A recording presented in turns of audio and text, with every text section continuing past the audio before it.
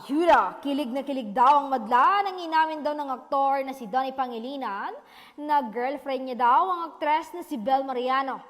Kaya't sa kilig, hindi na alintana ng mga netizens ang pagod sa paghahanda sa ipamamahagi nila sa mga netizens na naapektuhan ng bagyo. Pero may matapang na madla at sinabi na, Sir Donnie, sana wag mong sasaktan si Bel. Huwag kang gagaya sa iba pero alam ko naman na hindi mo siya sasaktan dahil napakabait mo. At ang naging sagot daw ng aktor, pangako, she's gonna be my wife soon.